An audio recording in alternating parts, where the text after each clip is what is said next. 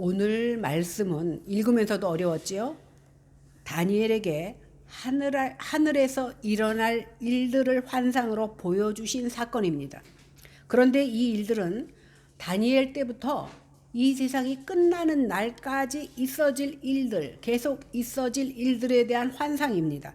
이처럼 다니엘이 본 환상은 공간적으로나 시간적으로나 엄청나게 큰 환상입니다. 오늘 다니엘이 본 환상을 바르게 이해해야만 요한계시록에 있는 말씀들을 이해할 수 있습니다.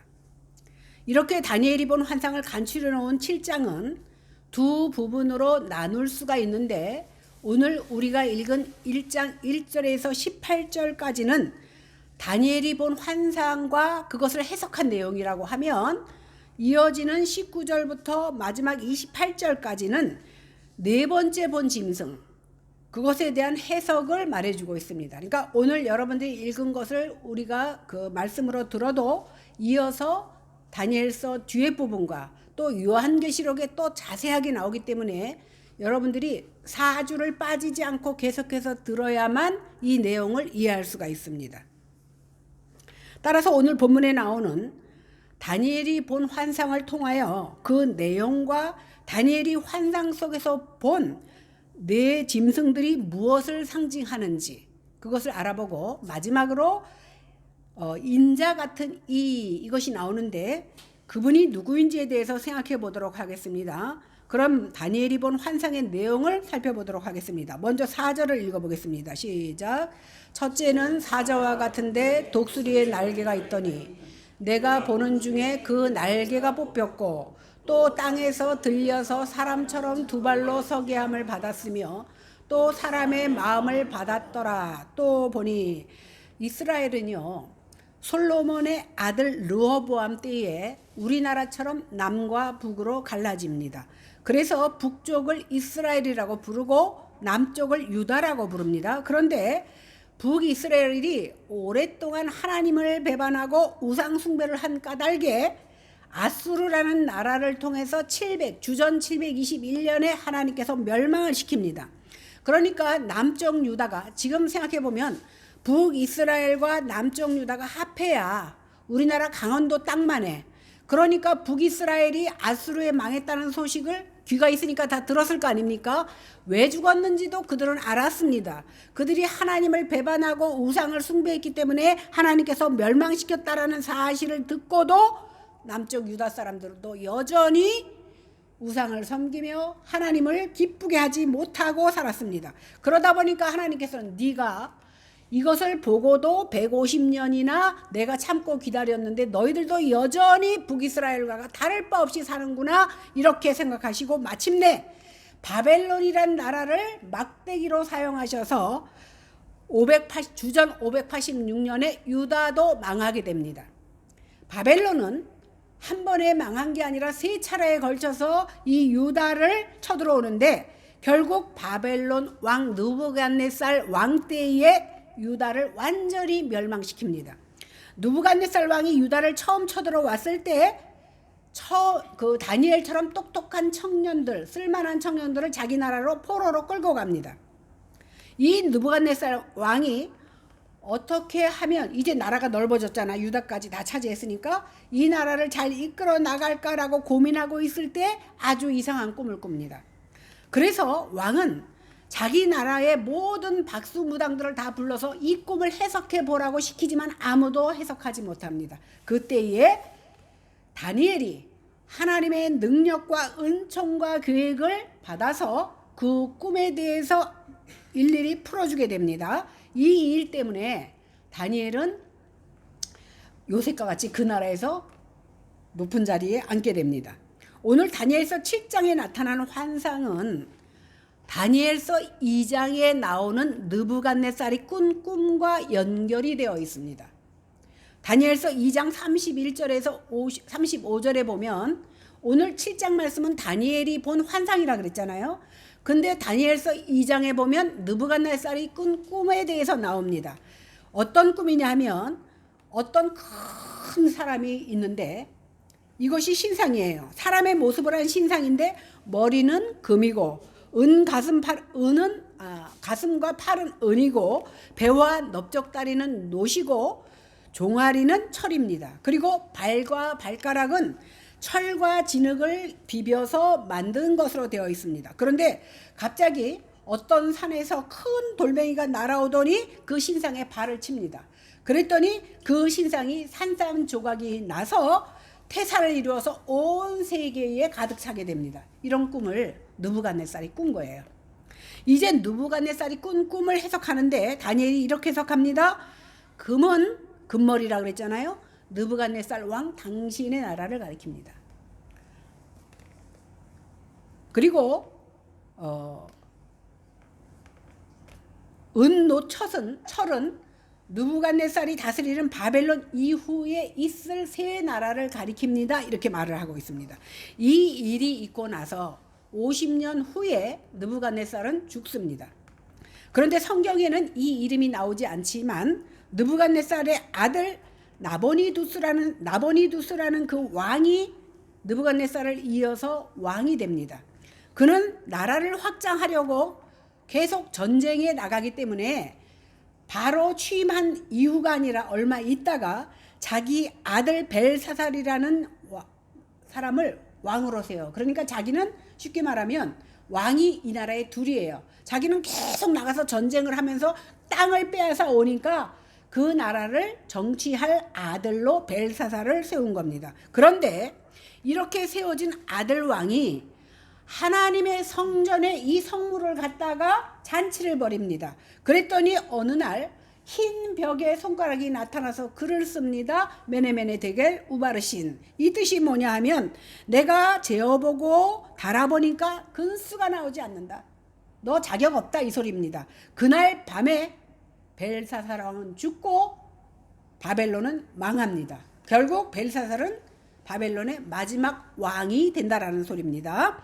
그런데 여기서 주전 552년쯤에 아버지 나보니두스가 왕이 되고 바로 왕이 세워진 게 아니라 552년에 벨사살이 아버지 대신 치리하기 위해서 왕이 세워지는데 그 해에 다니엘이 꿈을 꿉니다. 꿈을 통해서 환상을 보여주시는데 다니엘은 몰라.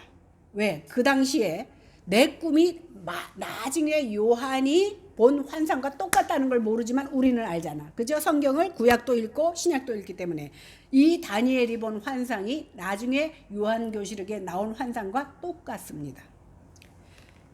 15절 16절을 보겠습니다. 시작. 15절 16절 안 나와요? 왜 안 나올까? 시작. 나 다니엘이 중심에 근심하여 내 머릿속에 환상이 나를 번민하게 한지라. 내가 그 곁에 모셔선 자들 중 하나에게 나아가서 이 모든 일의 진상을 물으매 그가 내게 말하여 그 일의 해석을 알려주며 이르되. 다니엘이 꿈을 꿨는데 너무 희한하잖아요. 그래서 이 꿈이 뭘까를 아무리 머리를 짜내도 이해가 되지 않습니다. 그래서 하나님을 모시는 한 천사에게 나가서 물어봅니다. 다니엘이 이 환상을 볼 때 나이가 몇 세냐면 한 70세 정도 됩니다. 그러니까 청년 때에 끌려왔다 그랬잖아요. 그러다 보니 오랫동안 높은 지위에 있었고 온갖 일을 다 겪었는데 이 환상은 도무지 이해가 되지 않는 겁니다. 굉장히 충격을 받았습니다. 2절 3절을 보겠습니다. 시작. 진술하여 이르되 내가 밤에 환상을 보았는데 하늘에 네 바람이 큰 바다로 몰려 불더니 큰 짐승 넷이 바다에서 나왔는데 그 모양이 각각 다르더라. 사방에서 네 바람이 큰 바다로 몰려옵니다. 그러니까 사방에서 바람이 부는데 바다에서 뭐가 나와야 돼요? 물고기가 나와야 되는데 큰 짐승이 나옵니다. 그것 자체가 조금 특이하죠. 그런데 이 짐승들의 모양이 각각 틀려. 그러니까 지구상에 있는 짐승이 아닌 거예요. 게다가 짐승마다 전부 돌연변이 괴물처럼 생겼습니다. 4절 보겠습니다. 시작. 첫째는 사자와 같은데 독수리의 날개가 있더니 내가 보는 중에 그 날개가 뽑혔고 또 땅에서 들려서 사람처럼 두 발로 서게 함을 받았으며 또 사람의 마음을 받았더라. 또 보니 이렇게 나오죠.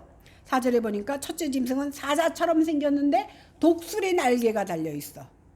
그 다음 5절입니다. 이따 자세히 또 설명드리겠습니다. 시작.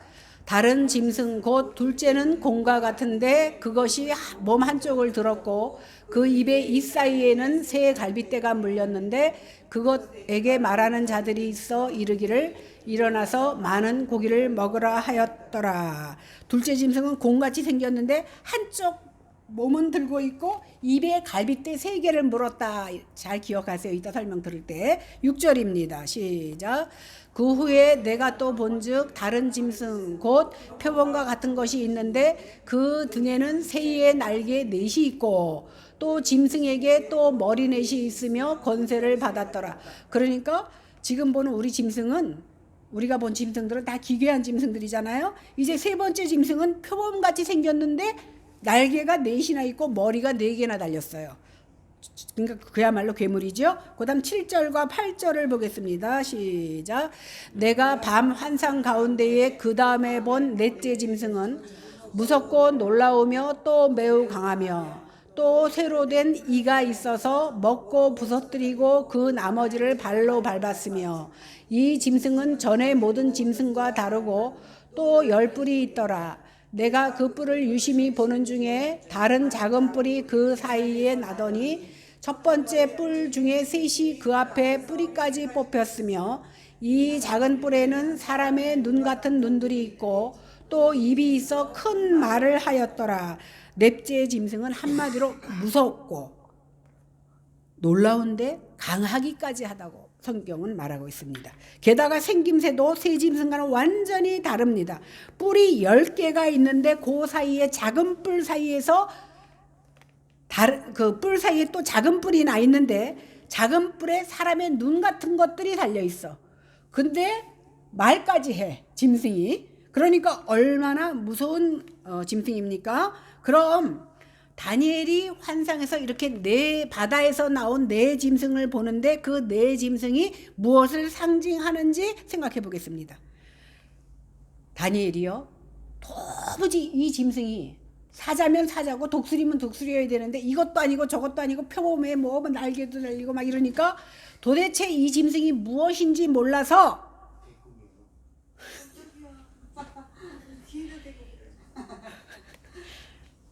이제 천사에게 물어봅니다. 17절입니다. 시작. 그 네 짐승은 세상에 일어날 네 왕이라. 천사는 네 짐승이 네 왕을 말한다 이렇게 말했는데 사실은 이 네 왕 그러면 개인이잖아요. 개인을 말한 것이 아니라 23절에 가서 보면 네 짐승은 곧 땅의 넷째 나라다 이렇게 말하는 것으로 보아서 왕을 말하고 있지만 사실은 그 왕이 다스리는 나라들을 말하고 있는 겁니다. 따라서 이 4마리 짐승은 이 세상의 왕이 다스리는 4개의 나라가 연달아 나타날 것을 상징적으로 보여주고 있는 겁니다. 그런데 더 이상한 것은 네 짐승이 어디서 나왔다 그랬죠? 들판에서 짐승이 나온 게 아니라 바닷속에서 나왔단 말이에요. 그런데 고대 사람들은 어떻게 생각했냐면 바다를 혼돈과 무질서 혹은 하나님에 대해서 대적하는 것을 바다로 표현했습니다. 그러니까 하나님을 대적하는 것들이 바닷속에서 나왔구나라고 우리가 이해하면 됩니다. 오늘 다니엘서 2장에 보면 큰 짐승이 내신 것과 또 느부갓네살 왕이 본 큰 신상, 그러니까 오늘 7장에 나오는 네 짐승과 아까 2장에 본 큰 신상을 말했는데 그 신상이 어떻게 됐다 그랬어요? 네 부분으로 날려져 있다라고 말한 것으로 보아서 오늘 7장 말씀과 2장 말씀이 연관지을 수 있다라는 것을 이해하고 들으셔야 됩니다. 게다가 더 우리가 이해를 하기 위해서는 다니엘서의 구조를 보면 더 이해하기가 쉽습니다. 구약 성경은 원래 히브리어로 되어 있습니다. 그런데 다니엘서 2장 4절부터 7장까지만 아람어로 되어 있어요. 유대인들이 쓰는 아람어로 되어 있습니다. 그런데 이 아람어로 된 부분이 어떤 구조로 되어 있냐면 그 2장부터 7장이라 그랬잖아요. 그러니까 2장과 7장이 짝이고 3장과 6장이 짝이고 4장과 5장이 짝으로 되어 이렇게 재칭을 이루고 있습니다. 다시 말하면 2장과 7장, 3장과 6장, 4장과 5장이 서로 짝을 이루고 있는데 2장과 7장은 내 왕국에 대한 이상을 말한 겁니다. 2장에서는 내 몸통으로 되어 있다 그랬잖아요. 그 신상이, 그지? 내 몸통으로 되어 있는 것을 신상이 보여줬고, 그 다음 7장에서는 뭐가 나왔죠? 내 짐승이 나왔습니다. 그리고 3장과 6장은 하나님의 구원에 대해서 설명하고 있는데, 3장은 풀무불에 빠진 다니엘과 그 세 친구를 구원해 주시는 하나님에 대해서 나옵니다. 그리고 6장은 사자굴에 빠진 다니엘을 구원해 주시는 하나님이 나옵니다. 그 다음에 4장과 5장은 하나님의 심판이 나오는데, 4장은 느부갓네살 왕을 심판하는 모습이 나오고 5장은 벨사살 왕이 심판하는 모습이 나옵니다. 이런 구조를 갖고 있기 때문에 2장과 7장은 서로 짝을 이루고 있는데 둘 다 이 세상에 존재하는 네 나라에 대해서 설명하고 있는 겁니다. 그런데 2장과 7장 사이의 차이가 뭐냐 하면, 한마디로 말하면 2장에서는 아까 큰 신상을 보았다 그랬잖아, 느부갓네살 왕이. 그러니까 이 세상에 있을 네 나라를 사람의 눈으로 본 것이 2장이에요. 그런데 7장은 네 짐승이 나오잖아. 이것은 뭐냐면 하나님의 눈으로 본 세상이에요. 여러분 생각해 보세요. 독재자가 하나 나타나면요, 어마어마하게 백성을 억압합니다. 그러면 그 앞에서 기자들도 말 못할 뿐만 아니라 아랫사람들도 그 왕에게 말하지 못해. 그러다 보니까 사람이, 연약한 백성들이 볼 때는 그 왕이 신상처럼 보여요. 무시무시한 신상처럼 보이니까 찍소리도 못해. 그러니까 사람의 눈으로 볼 때는 최고 권력자가 어떻게 신상처럼 보이는 거야. 아주 괴물 같은 신상처럼 보여요. 그런데 하나님이 볼 때에는 그 세상에서 어마어마한 능력과 권세를 하는 그 왕이 어떻게 보여요? 한낱 피조물에 불과해. 그런데 선한 왕이 아니기 때문에 그것을 뭐로 표현했냐면 짐승으로 표현한 겁니다. 이해가 되시죠? 사람이 볼 때는 그 왕이 커 보이지만 하나님 보시기에는 너도 내가 손가락 하나만 흔들면 없어지는 왕에 불과하다라는 겁니다. 그러니까 우리가 보기에는 황제나 왕이 신처럼 보이지만 하나님 보시기에는 피조물에 불과하다는 사실입니다. 그런 절대적인 존재처럼 백성들은 마음대로 착취하고 억압하고 교만하게 굴면서 하나님을 대적하기 때문에 하나님께서는 괴물 같은 짐승으로 표현한 겁니다. 4절에 나오는 첫 번째 나라, 즉 짐승은 어떻다 그랬죠? 독수리의 날개를 가졌는데 사자 같다고 했습니다. 그러니까 사자가 독수리 날개를 달고 있어. 사자 그러면 뭐예요? 하늘의 왕. 땅의 왕. 독수리 그러면 하늘의 왕. 그러면 땅에서 강한 것과 하늘에 강한 것이 합쳐졌으니 얼마나 강하겠습니까? 이것이 누구를 말하냐면 다니엘서 2장 38절에 보니까 사람들과 들짐승과 공중의 새들 어느 곳에 있는 것을 막론하고 그것들을 왕의 손에 넘기사 다 다스리게 하셨으니 왕은 곧 금머리니이다. 해석은 이렇습니다. 첫 번째, 하나님이 보시기에 그 괴물, 사자와 독수리 같은 짐승이 상징하는 나라는 느부갓네살 왕이 다스리는 바벨론 나라입니다. 남들이 감히 쳐다볼 수 없는 그 바벨론 나라를 신상에서는 금머리를 갖고 있다 그래서 그만큼 표현한 겁니다. 그런데 오늘 성경에 보니까 다니엘이 이 짐승을 보고 있는데 갑자기 두 날개가 뽑힙니다. 두 날개가 뽑혀.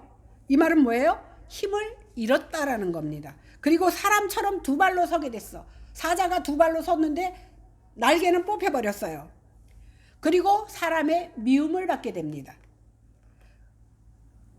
느부갓네살이 교만해져서 4장에 보면 하나님의 벌을 받는 것을 나타내고 있는 겁니다. 후에 다시 하나님의 은혜로 왕의 자리에 올라가서 자비를 베풀어 주시는 것이 성경에는 나옵니다. 두 번째 나라는 5절에 등장한 곰입니다. 곰은 몸의 한편이 높이 들렸고 다른 한편은 이렇게 기울어진 상태로 있습니다. 이것을 8장의 이상에서 다시 설명해 주고 있는데 여기서는 두 뿔 가진 수양으로 표현됩니다.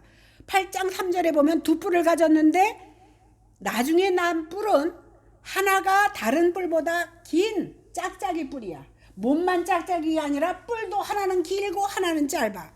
이것이 둘이 연합해서 한 나라가 된 후에 바벨론을 칩니다. 이것이 어느 나라예요? 메데바사. 우리가 알고 있는 페르시아 나라입니다.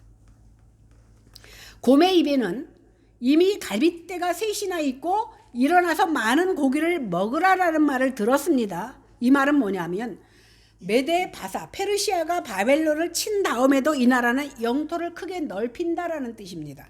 역사를 보면 이 나라는 저 아래 애굽으로부터 옆으로는 현재 터키, 이라크, 이란, 아프가니스탄까지 다 차지한 아주 엄청난 나라가 됩니다. 그러니까 아까 뭐라 그랬죠? 그들이 환상을 보았지만 결국은 그 시대로부터 마지막 때까지 있어질 일들에 대한 환상이다. 이렇게 말씀드렸잖아요. 그 다음 셋째 나라는 6절에 나오는데 표범과 같은 것으로 표현됩니다. 그런데 표범은 우리가 알다시피 굉장히 빠르기로 소문났습니다. 그런데 그 빠른 표범의 날개가 4개나 달렸어. 빠른 게 날개가 4개까지 달렸으니까 얼마나 빠르겠습니까? 이 나라는 그리스 즉 헬라 제국을 말합니다. 우리가 잘 아는 대로 알렉산더 대왕이 3만 명의 군사로 수십만 명을 이끌고 나온 페르시아 왕을 물리칩니다. 아주 순식간에 차지하는 겁니다. 굉장히 빠르다는 거예요. 그리고 불과 10년 사이에 더 이상 알렉산더 왕이 왜 울었냐면 아이고 이제 더 이상 정복할 땅이 없네. 그래서 울었대요. 다 차지했다라는 거예요. 알렉산더가. 그런데 페르시아의 모든 영토를 다 정복하는데 6절 하반절 보니까 각각 권세를 받은 머리 넷이 나옵니다. 이 말이 무슨 뜻이냐면 알렉산더 대왕이 그렇게 전쟁에 승리하고 차지할 땅이 없도록 다 정복했는데 자식도 두지 못한 채 30살에 요절합니다. 그러니까 그의 신하 4명이 그 나라를 나누어 가죠. 정복한 나라, 그 역사책으로 나오잖아요. 그 나라가 누구냐면 카산드로스 왕조, 지금의 마게도니아, 리시마쿠스 왕조, 옛날에 다 외웠던 거예요. 학교 다닐 때. 소아시아, 그 다음 셀루쿠스 왕조, 이란, 프톨로메오 왕조, 이집트 이렇게 나눕니다. 얼마나 크게 차지한 거예요.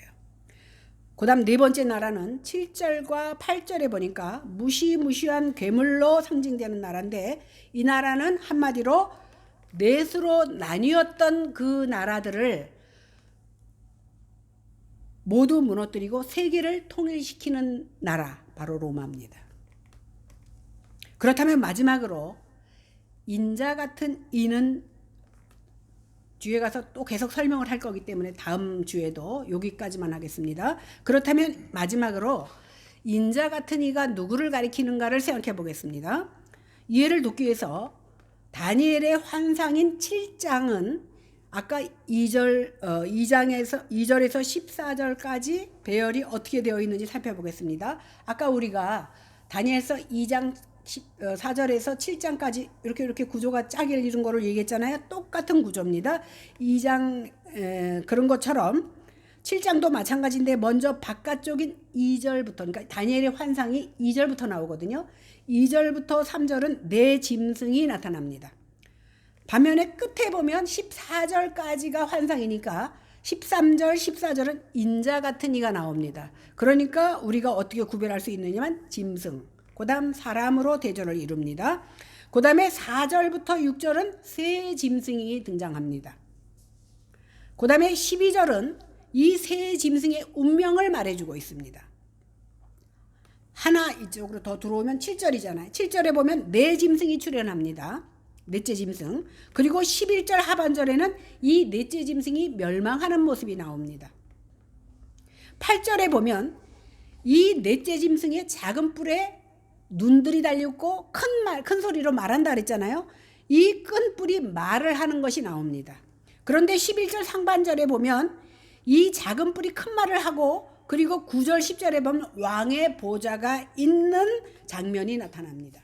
근데 이런 구조는요, 끝에서부터 안으로 들어오는 구조는 가장 중간이 가장 중요한 내용입니다.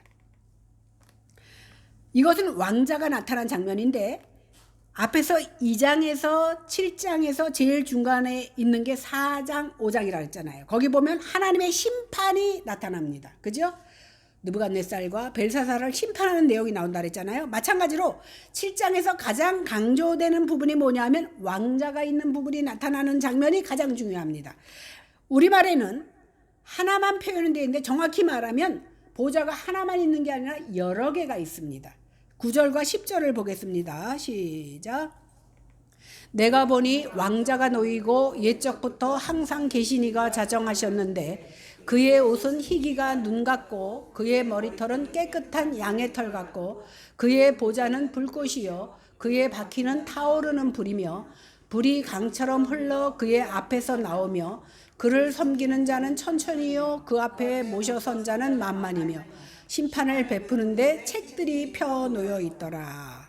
왕자가 놓이고 옛적부터 항상 앉아 계신 분이 있는데, 이분은 옛적부터 항상 계셨기 때문에 모든 것을 다 아시고 영원한 분입니다. 그런데 이분의 모습은 그 옷의 희기가 눈 같고 그 머리털도 깨끗한 양의 털 같다고 말하는 것으로 보아서 조금의 흠과 티가 없이 완전하고 정결하신 분임을 우리는 알 수 있습니다. 그런데 그가 앉은 왕자는 불꽃과 같았고 그 왕자에는 바퀴가 달려있다, 이렇게 말하는 것은 뭐냐면 어디든지 다닐 수 있고 어느 방향이든지 다 본다는 거예요. 전지전능한 것을 말하고 있는 겁니다.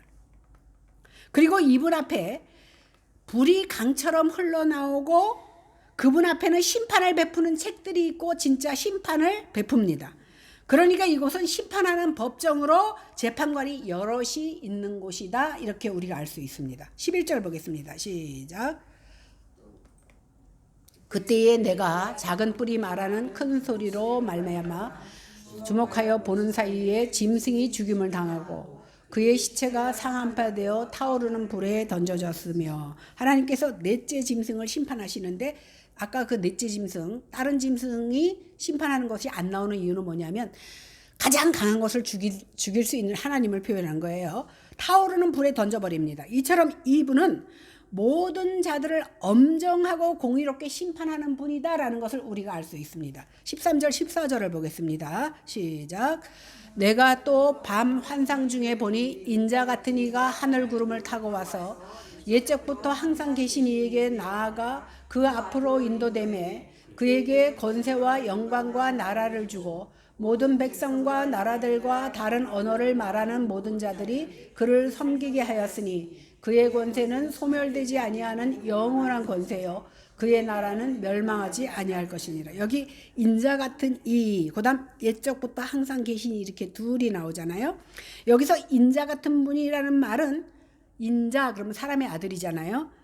곧 사람이라는 말인데 신약 성경에 81번이 나와요. 그런데 인자면 인자지 왜 인자 같은 이라고 말했느냐 하면은, 아까 그 이상을 본 것은 바다에서 올라온 것을 가리켜 짐승이다 이렇게 말하자고, 짐승 같은 것이라, 짐승이라고 짐승 같다라고 묘사했던 것과 똑같은 묘사를 한 거예요.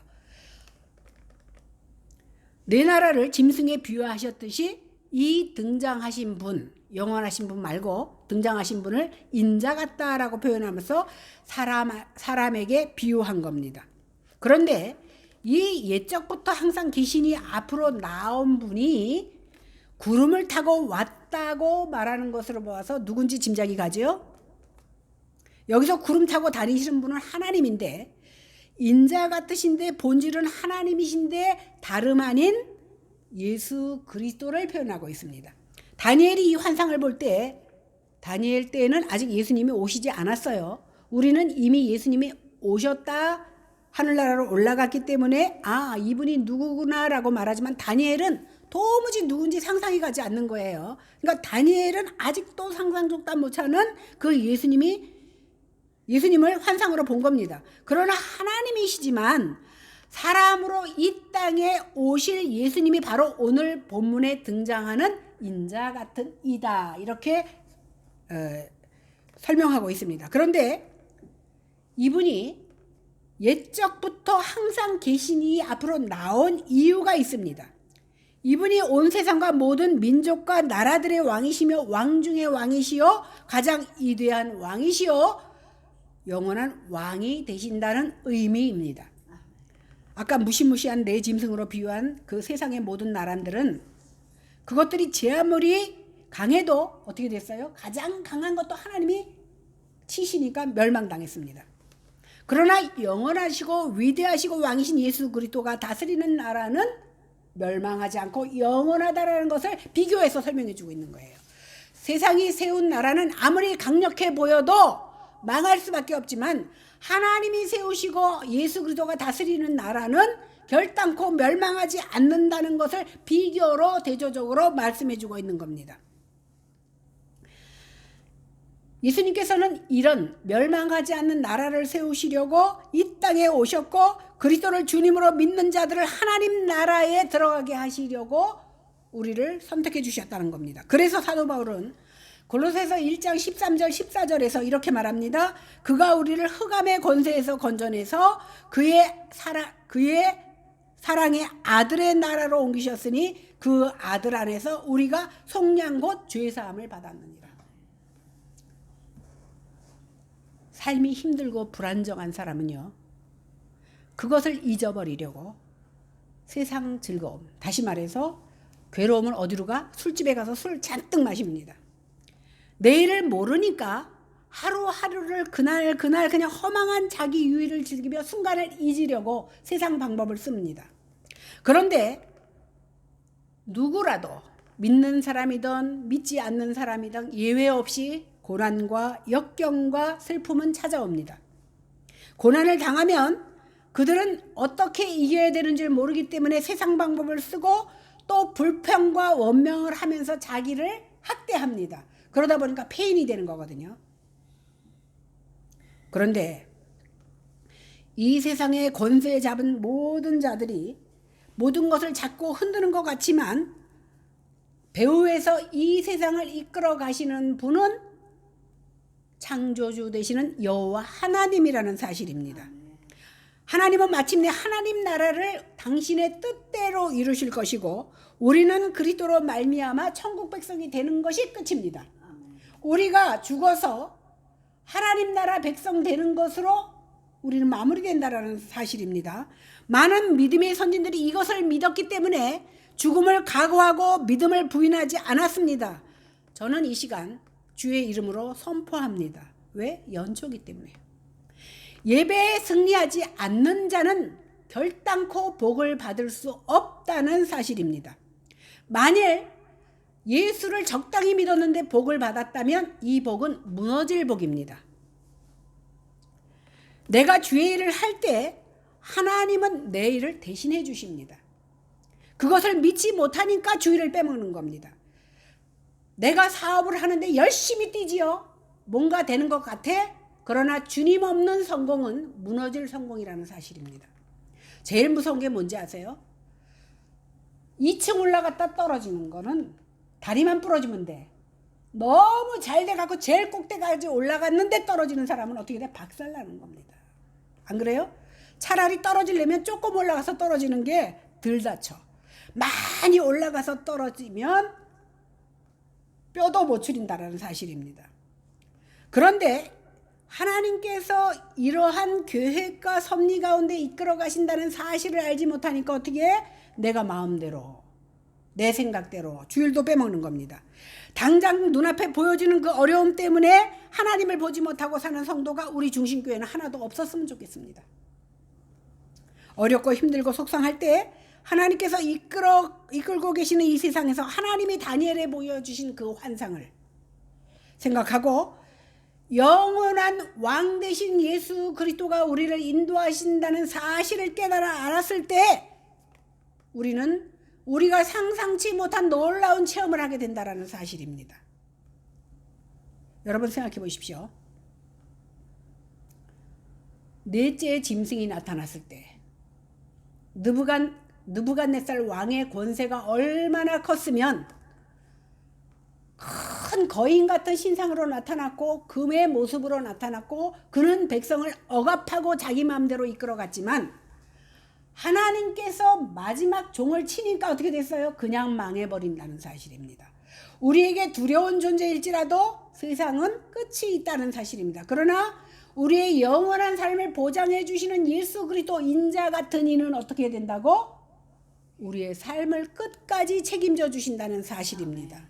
그래서 우리는 세상의 성공과 세상의 기쁨과 세상의 희락을 따라가면 그때는 즐겁고 그때는 좋았지만 결국 하나님께서 그곳에서 떨어뜨리면 우리의 몸이 박살날 수밖에 없다라는 사실이에요. 그래서 제가 여러분을 협박하려는 게 아니라 여러분을 살리고자 하는 말씀입니다. 여러분의 영혼을 살리고자 이 말씀을 전하는 줄로 믿고 여러분들 아멘하며 순종하는 올해가 되어지기를 주님의 이름으로 간절히 축원합니다.